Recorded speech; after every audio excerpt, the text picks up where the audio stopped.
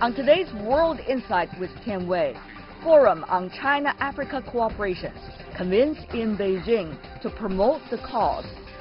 Our high-profile exclusive interviews with top decision-makers. UN Secretary General Antonio Guterres advocates hope and potential of multilateralism. I do believe that this is a moment in which we need to be very strongly committed to multilateral institutions, to strengthen them. And the newly elected South African President, Cyril Ramaphosa, speaks against the dangers of the rules of the jungle in our world today. There are some countries and leaders in the world who want to take the world back to the rules of the jungle.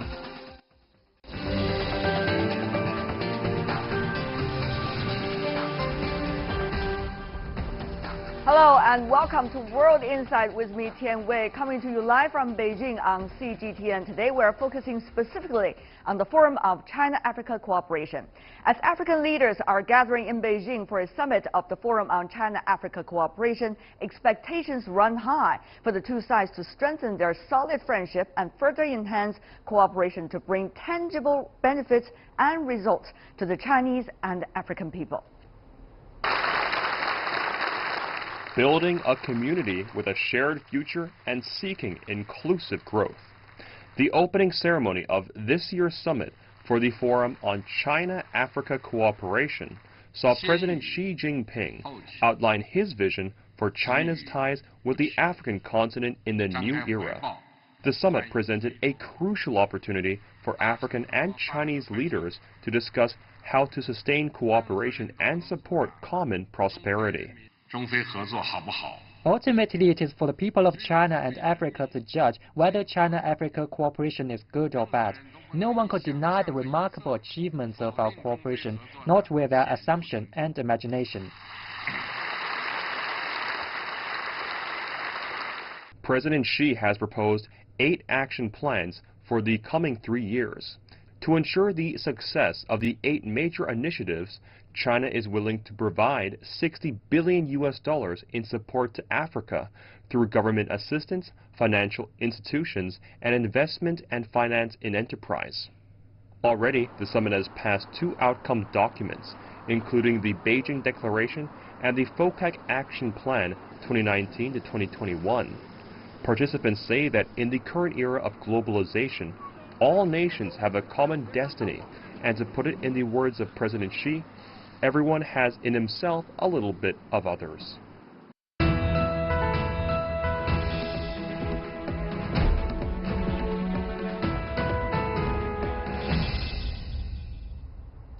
The UN Secretary General Antonio Guterres is in China as a special guest to attend the Forum on China-Africa Cooperation.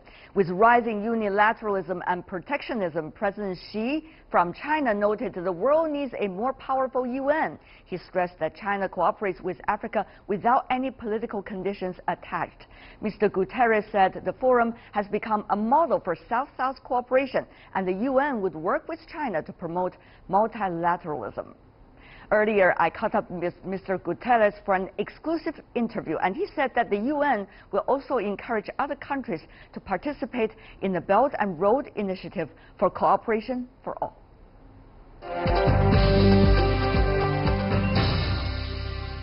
The world is in an interesting paradox, Mr. Secretary General. I'm sure you know better than I do. On the one hand, it's ever more integrated than any time before. On the other hand, it's getting apparently ever more divided as well as to where to go. How do you see that paradox? With great concern.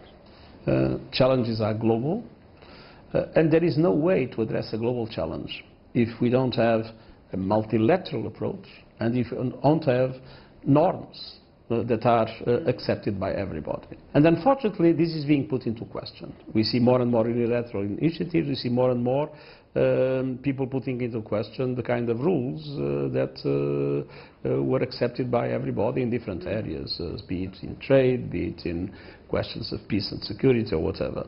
And so I do believe that this is a moment in which we need to be very strongly committed to multilateral institutions, to strengthen them, and to be very strongly committed to a rules-based international order. But Mr. Secretary General, of course, as the Secretary General of the United Nations, which is supposed to be an organization based on rules accepted by everybody, you would always say that. But what about the parties that seem to be not necessarily convinced about this logic that you have been advocating? I think we need to make people understand that a unilateral solution might sometimes seem to be immediately producing positive impacts. But in the long term, we need to have win-win solutions. Because if we have zero-sum solutions for our problems, those that might be winning today will lose tomorrow. And we need sustainable solutions, especially in a world that is smaller and smaller. We need to be able to have inclusive solutions in which consultations are held in a way that everybody can participate. That is the only way to solve the problems of this world in a way in which everybody can benefit. And so, as I said, totally committed to multilateral governance, totally committed to a rules-based international order. Mr. Secretary General, the whole picture you have just described about where the world to go, and how does China-Africa cooperation fall into the overall picture? I remember, sir, did a little research about what you said before coming to Beijing. You were talking about global governance, you were talking about global development, you also talk about the health of global economic development as a result of cooperation between China and Africa. But Mr. Secretary General, can you help us to understand more in detail as to what you exactly meant? Well, if the UN fails in Africa, both in development and peace and security, the UN fails in the world. Africa, as simple as that. Africa is the continent with more challenges from the point of view of development, and Africa is the continent where, for instance, more peacekeeping operations take place in the action of the United Nations. And obviously, it is absolutely essential to mobilize the international community to support Africa. So the China-Africa Summit and the Forum are two very important instruments in order to make sure that we increase the support of China to the African development, and at the same time that we are able, as UN, to support Africans to take profit as much as possible from Chinese cooperation. But of course, that's always a very delicate balance when you try to achieve consensus, when you try to achieve win-win, right? Well, I mean, it's a matter of real dialogue. And it's a matter of coming together for common interests. What does it take to have the quote-unquote real dialogue, as you said? Let's be clear. The world is now having a global economy. Global economy needs connectivity. Connectivity will benefit Africa, because it will allow Africa to have cheaper products for its own development and to sell better and to export better its own productions. So connectivity is essential. Now, we can do it well, or we can do it less well. We can do it in a way that only benefits one of the sides, or we can do it in a way that benefits both. And I think the big advantage of this forum is exactly to bring people together to make sure that projects are implementing in a way that benefits China in its global reach, but benefits the African countries by fully integrating those projects in their economies and fully benefiting their own citizens. And this is why this forum is so important, and this is why we are so supportive of this intense dialogue between China and Africa. Mr. Secretary General, I can hear the passion that you expressed in your answer. Remember very clearly, last conversation we had was during the Belt and Road Forum being held in Beijing as well. You know, it's only 5 years, the BRI, from the time it was initiated to the time now it is being gradually implementing. But Mr. Secretary General, to you, what are some of the most important takeaways for the past 5 years, particularly if you think about cooperation between China and Africa? No, I think the most important is exactly this capacity to look into each project, not as something that is isolated, but into everything integrated in the Sustainable Development Goals, everything integrated in the Agenda 2030, everything integrated in the African Agenda 2063, 100 years after the first independence, yes. and to make sure that all this is combined and all converge with the same purposes. And obviously, when a new initiative comes, there is an effort that is needed to make sure that this initiative fully fits into this global approach, and that is the role that the United Nations can help to provide. To make sure that there is coherence and convergence of all these initiatives. And of course, the increase of the Chinese role in international cooperation is a very important tool for development cooperation to be more and more supportive of the developing countries to be able to reach the objectives and the targets that were defined by the whole of the international community, by the summit of all heads of state in the Agenda 2030.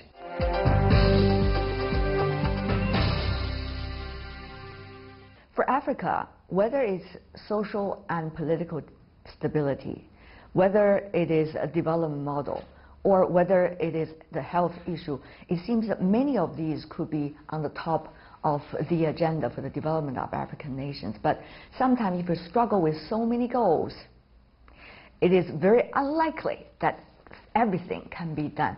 So, Mr. Secretary General, from your perspective, what is the biggest priority?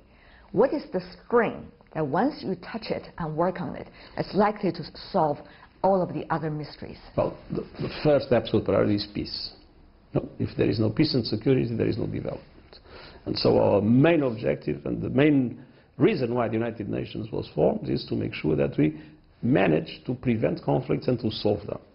Once peace is reached, you cannot today look at development as just one aspect or another aspect, because they are all interlinked. For instance, if you look at health, health is very important, but health depends on nutrition, health depends on water, health depends on pollution. So you cannot say, no, it's health and forget about everything else, because if you forget about everything else, you will not have health. No, education is very important. But for education now you need more and more technology, you need more and more information technology, you need more and more to use the cyberspace. So again, everything is interlinked, and the mistakes of the past were exactly to look at development in silos. Mm-hmm. Now we need to understand that either we have a comprehensive strategy or we will fail, especially of young people. Mm-hmm. Young people in the world is the future. They are already the present, but we see a lot of youth unemployment. We see a lot of young people that have yet not full access to education. And so if I would have to select a priority, it's not a priority in one area, but it's the idea. Let's make sure that our young people can indeed benefit of a global development strategy to make sure that their future will be better than the one that we have. From now to 2030, this is exactly the young people that you're talking about. They're growing up and they're becoming, quote unquote, the most decision makers of the world. But this could also be the time when the world is facing the most turbulent debates, if not worse than that. So once again, it seems that, Mr. Secretary General, your job is to struggle among all of these priorities and realities. Damage control and seize opportunities. We need to both. Let's control the damage of all the wrong things that are happening, and let's seize all the opportunities to move ahead with positive international cooperation. But the reality is, for example, the latest news that the United States has decided to withdraw from the funding coming from the UNRWA, which is providing funding for the Palestinian refugees, millions of them. And this is a decision made by one country, and it's going to have a big impact on the Middle East as a whole. So, Mr. Secretary General, I know you've been advocating for others to come up in order to fill that hole. But the question is, the logic you've been talking about certainly has been disagreed by some of the biggest powers in the world. What can you do? Now, first of all, to recognize the importance of the work that is being done, to provide education, to provide health care to the Palestine refugees, is extremely important, not only for their well-being, it's extremely important from the point of view of the peace and security in the region. Can you imagine what it will be if millions of people all of a sudden be completely deprived of all rights and services that benefit them at the present moment? And so when we were told and when we verified that indeed the United States had dramatically reduced their funding, we immediately launched a huge campaign mobilizing the whole of the international community. Yesterday again I asked President Xi Jinping an increase in Chinese solidarity to allow for UNRWA to go on doing its work, providing health care, providing education, providing support to the poorest families, guaranteeing that the Palestine refugees can have a minimum of their dignity being respected, which is also absolutely must in order to avoid a major confrontation, a major increase of the risks of conflagration in the area. Mr. Secretary General, are you prepared, or do you have a plan B if some of the concerned parties continue to do and to provoke in terms of the rules of the world? How would you handle the ever-evolving situation every day, it seems, Mr. Secretary General? Well, we only have a plan A. Our plan A is the Charter of the United Nations, is to do everything we can, everywhere, to, first of all, prevent conflicts and to try to solve them, to be able to promote an agenda that was agreed by all countries in the world, the Agenda 2030 for sustainable development, for inclusive development, for a fair globalization, to fight against climate change, that is the most dramatic threat to our life as a planet, and at the same time to promote human rights in all its dimensions, economic, social, political, civilian. So this is our agenda, this is the Charter, this is what we must do. If something fails here or there, we need to do everything possible to mobilize the international community in order to be able to fill the gaps that might exist. And I must say that even if we feel that countries that no longer are supporting several initiatives or whatever, I see more and more the young people totally committed to cosmopolitan values. If you talk of the youth doesn't like protectionism. The youth doesn't like nationalism. The youth likes to They're feel much more beyond borders. Citizens of the world. No, they communicate everywhere, and this is my hope for the future. So we are having some hiccups at the present moment, but we'll overcome them. I love the optimism, Mr. Secretary General, you've been demonstrating throughout the years and the actions certainly you and your colleagues have been taking. Well, optimism, we might sometimes fail in our forecasts, but without optimism we will never be able to achieve them. Got it.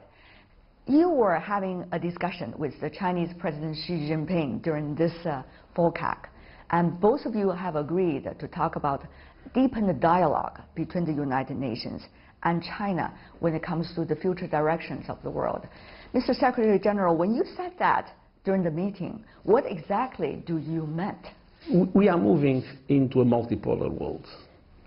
We need to work together to have that multipolar world have an harmonious architecture. So we need to be able to reform them. And we need to be able to find what kind of set of rules we need for the future, not to abolish what we have now. We should respect the rules that we have, but prepare to have rules more adapted to the world of artificial intelligence, to the world of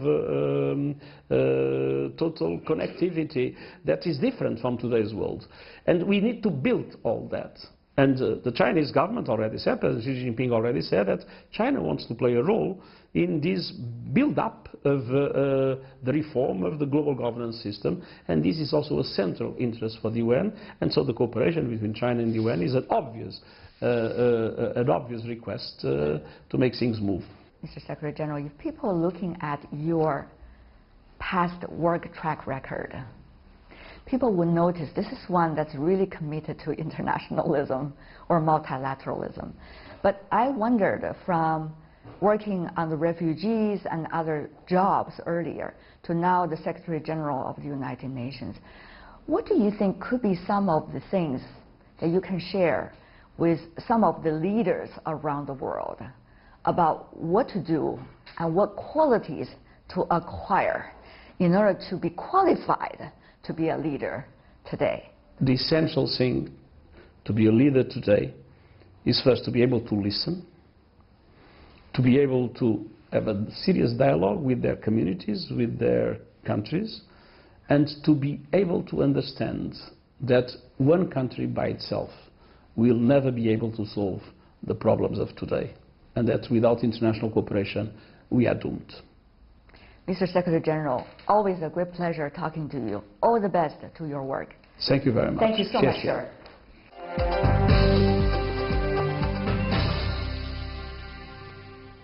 That is our exclusive interview with the UN Secretary General Antonio Guterres. You are watching World Insight with me, Tian Wei. Still to come on our program, I speak to South African President Cyril Ramaphosa in an exclusive interview who praised China's role in fueling Africa's economy to take off.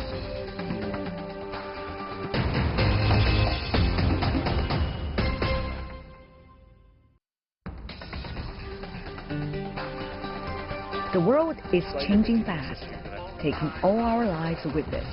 But we can change it too, by seeking answers to problems through discussions and debates. On World Insight, I ask direct questions to real people in the know, seek genuine answers, but respect diverse perspectives. Our live global debates tackle the most critical issues head-on. World Insight with Tian Wei go beyond the headlines.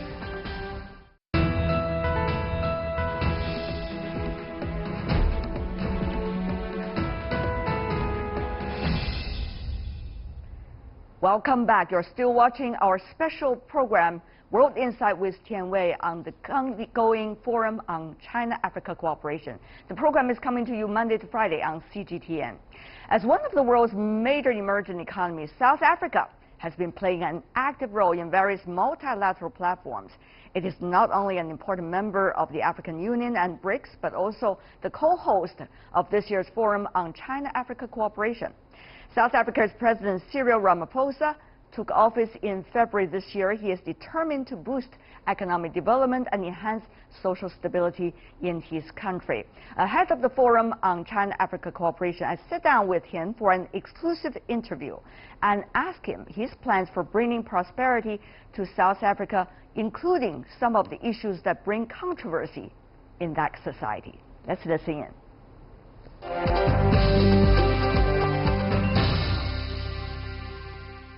People have been looking at you, Mr. President, since coming into the office, trying to bring new hope and confidence into the country of South Africa. What do you consider, Mr. President, as some of the most important decisions you have made so far? We now have what I call the new dawn, a new period, a period of renewal, and also a period of uniting the nation around a common vision. A vision that is going to mean more economic growth, better governance, where we get rid of corruption, and where we realign the purpose of our people to look forward to working together to build the prosperity that we want. Well, Mr. President, I have to say, anything on that list you just give is a daunting task to begin with. Yes. So good luck to you. One of the debates that's going on in your country and even beyond borders is about land reform. Yes. It's about politics, it's about social debates, it's also about economic debate. What do you make of this debate, not just within your country, but even beyond? What does that mean for international investors? Well, the issue of land reform is an important one. Land has always been the bedrock of creating a better livelihood for our people. When the white people came to our country, there were wars that were waged around the land question. And our people were defeated. And having been defeated, the victors, the colonialists, then took 87% of the land for themselves and gave 90% of the population only 13%. That created a lifelong wound and a problem that needed to be resolved. And remember that when the ANC was formed in 1912, the ANC was formed to fight to get the land back. That was the real strategic reason why the ANC was formed. And over time, that also included human rights, the right to vote, and all that. So in 1994, when we won our freedom, the issue of land became an important one. And we came up with a wonderful construction in our constitution that we must move to a dispensation which will give all the people of South Africa property rights. In the past, many people in our country did not have property rights. The constitution said they must have property rights, and the government must be able to give our people land. So what we are doing now is we are engaged in a debate on how this can be done. One of the ways that it can be done is through restitution, where the government buys land. The other way is to expropriate with paying some compensation, less compensation, and no compensation. Mr. President, of course, your administration has promised that it is going to be a constructive and also a gradual process that will not divide the country. Yes, it is quite a balance to be taken to do something like this in a way that unites the nation. Remember that in 1994, we achieved what many people call a miracle. Many people thought South Africa is going to descend in a civil war, that we are going to be killing each other. We were able to solve the apartheid problem by sitting down, negotiating, and finding a solution that everybody felt happy with. Similarly, with this issue, we will be able to create a very good balance that gives rights to the majority of people who don't have land, but also make sure that there's stability. Mr. President, if I remember right, you are one of the key negotiators for the end of the apartheid period. So I guess you are one that's not afraid of controversy, but also very determined in your goal. Well, it's not only myself, it's the majority of people within the governing party, the African National Congress. We've been given the responsibility to lead the country, and that is what we are doing. We are giving leadership to the country and making sure that we achieve the objectives that our people want to see achieved. But as you may know, as someone who has established one of the most important and influential trade unions in your country, and a very successful business person over the years, you know the different factors inside the country, they all have their own fundamental interests. How to reconcile these interests is really a kind of art, isn't it, Mr. President? Yes, it is an art to reconcile differing views, differing interests, and differing objectives. And the magic is to make sure that there is a win-win solution. Everybody feels that they have won. Nobody feels that they have lost everything that they ever had.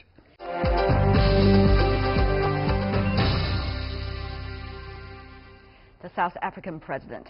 In the year 2000, the Forum on China-Africa Cooperation was officially established. In the past 2 decades, ties between China and the African countries have improved significantly. As one of the most important economies in Africa, South Africa has been working with China to boost the cooperation. South Africa is also a major supporter of the Belt and Road Initiative. Ahead of the FOCAC, President Xi Jinping from China hosted President Ramaphosa in Beijing on his first trip to China as the leader of South Africa. President Ramaphosa delivered a speech on Monday expressing his expectation on closer ties between China and the values and that Africa. it promotes.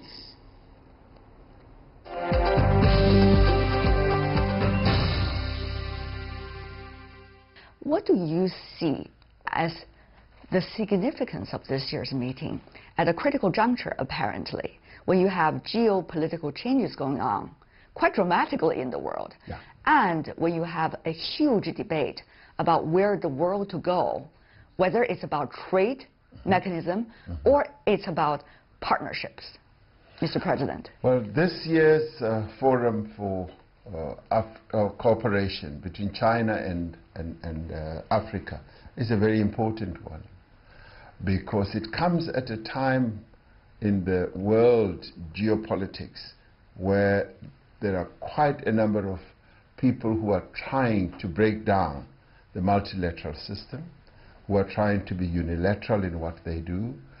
This meeting is going to confirm that we believe in a multilateral system, and multilateral institutions must be strengthened rather than weakened, and we must utilize them to address challenges and problems that the world faces.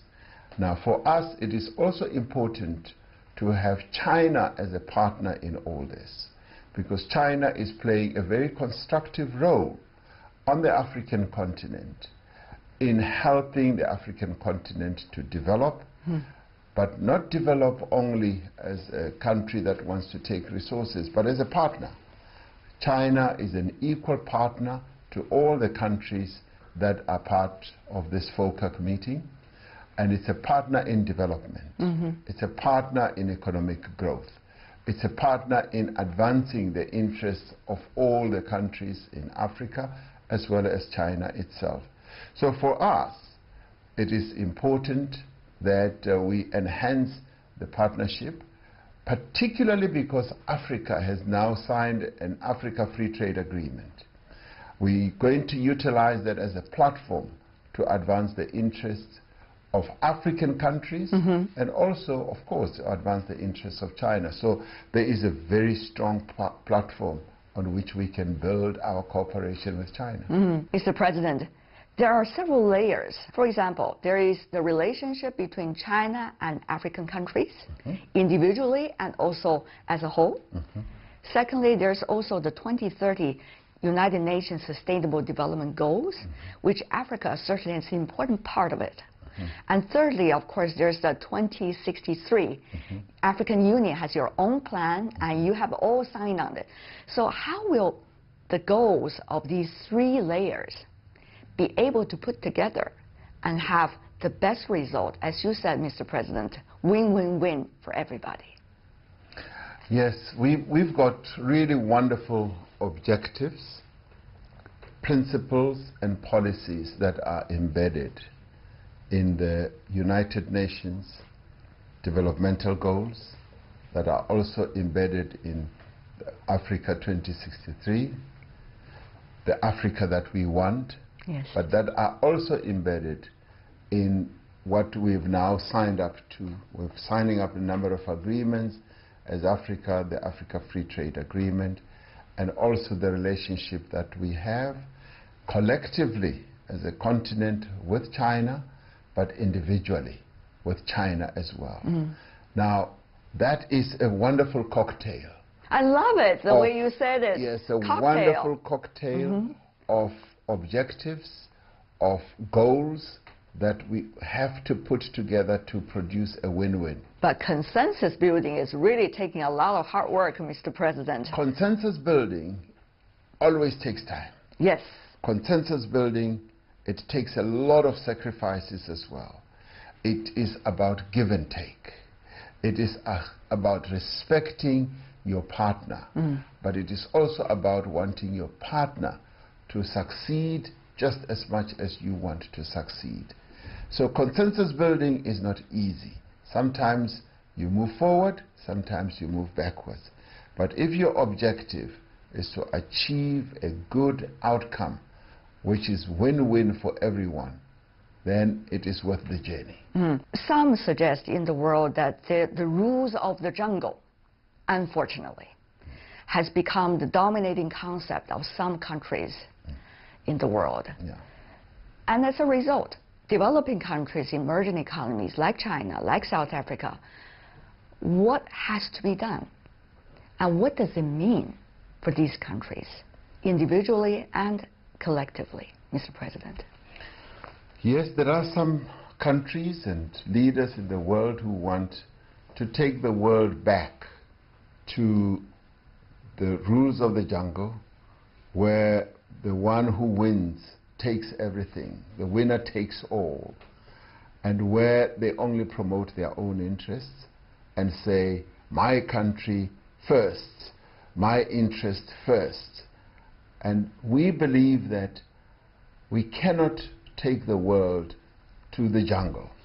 We've got to take the world out of the jungle and have partnership to underpin the relationships that we have, and have a multilateral system which brings together all nations. Now, what it means is that us who believe in multilateralism, us who believe in win-win outcomes, must stick together, we must raise our voices, and we must insist that the best way the world can go is a win-win approach, a partnership approach, an approach where multilateralism becomes the order of the day. Right. And we must not weaken multilateral institutions in the world. I'm sure you have discussed that with the Chinese President Xi Jinping when he was visiting South Africa, actually in July. You were having interactions with him. You, not only South Africa having the state visits, but also being China's largest trading partner in Africa. China, while at the same time being South Africa's largest trading partner in the world. And you and China have been interacting on various international platforms, whether it's G20 or the BRICS, and some of the other things. FOCAC this time, of course. Mr. President, the bilateral and the multilateral platform between China and South Africa, it's a very thought-provoking one, many say, Mr. President. Well, we have a very wonderful relationship with China. It's underpinned by the strategic, comprehensive partnership agreement that we've got with China. Mr. President, at first it was only strategic partnership. Yes. And then it was comprehensive strategic partnership. Yes. And through the strategic comprehensive partnership, it means that we're now covering many things of cooperation. And it is political, it is cultural, it is social, as well as economic. So with that, we believe that our relationship could not be stronger. In fact, it gives us the ability to be able to cooperate at many levels. We cooperate bilaterally, we cooperate multilaterally through various organizations, BRICS, the G20, and we also cooperate at the UN level. We are now going to become a member of the Security Council on a non-permanent basis, and we were wonderfully supported by China. Our relationship is a deep one. It's a relationship that was also born in struggle. In our own struggle for freedom, China supported us. And so this is not yesterday's relationship. It is a historic relationship. In fact, it should be called the historic, strategic, comprehensive partnership. You're adding more adjectives to that relationship. Yes, that's right.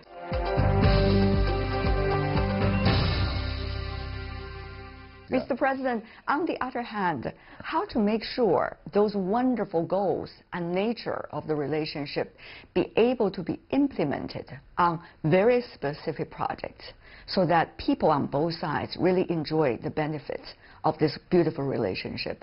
Mr. President, I understand Belt and Road Initiative, for example, is one of the initiatives that China and South Africa are working on together. Yes. Particularly, South Africa is an important nation among the maritime Silk Road. Mr. President, how do you see this idea, first of all? I mean, it's only 5 years in the making, right? Yes. Since the very beginning of being raised up, that initiative, to now, where is it according to your assessment? Well, the Belt and Road Initiative is an important one, not only for China, but also for South Africa, because we see that as strengthening the relationship between the two countries. But it is also based on a number of important pillars, and the pillars of the various agreements that we've got with China around a number of other areas of infrastructure build, of investment, of trade, and the Belt and Road initiative then comes on top of all this and cements and strengthens all these relationships. And with that, we also want to see implementation, because we just don't want to end up at making announcements. We want to see how the undertakings, the agreements are implemented.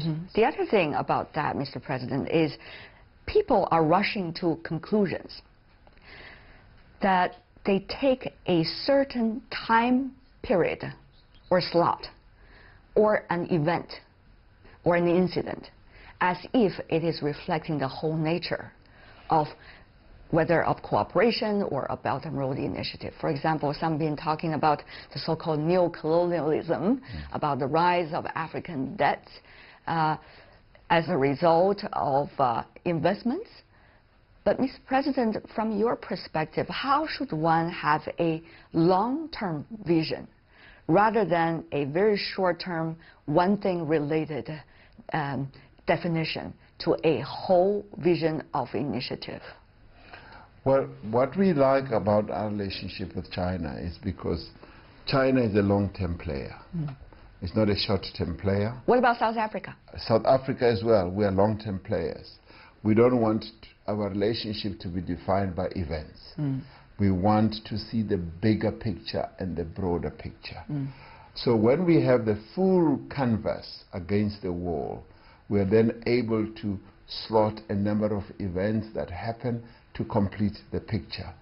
And so in that regard, we are long-term players. We look at South Africa beyond 2030. We are sending students to China to be trained. I've seen some of them in China. Wonderful. And so we looking at students coming here, learning, and the interchange between us is fantastic. And the relationship also between our two governing parties, the CPC and the ANC, we've got good relations, and it's a long-term relationship where we are really dealing with issues that mean well for the future of our two countries. Africa continent now is having this beautiful opportunity of being able to leapfrog, as they say, as a result of the new technologies and the fourth industrial revolution. However, on the other hand, without efficiency of doing it, without stability to guarantee it, it could also be a juncture that the competition can be lost. Mr. President, you yourself is a seasoned politician. You've done so many in your political careers. So it's about making the right decision, doing the right thing at the right juncture. Yes. Mr. President, how do you think as a whole African continent should grasp that opportunity? What are the things that really needs to be done, Mr. President? Well, the African continent, firstly, in order to grasp the new opportunities that can catapult it to higher levels of growth, Africa must unite, must be a united Africa. Africa must embrace the best of values and principles, values such as good governance, respect for human rights, focusing on growth and development of their economies and their people, developing the skill base of their people, and opening up their economies for intertrade, investment.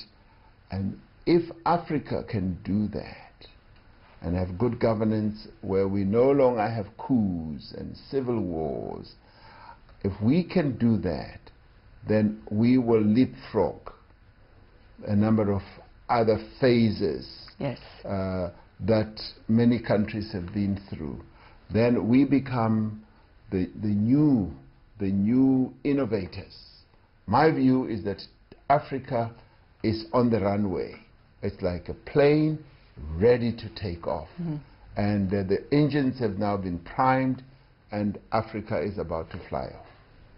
Good luck to that beautiful flight, Mr. President. Thank you what so a pleasure to have you here in Beijing. All the best for the FOCAC meeting. Thank you so much. Thank you so much, sir. Thank you very much. Really appreciate it. Thank you.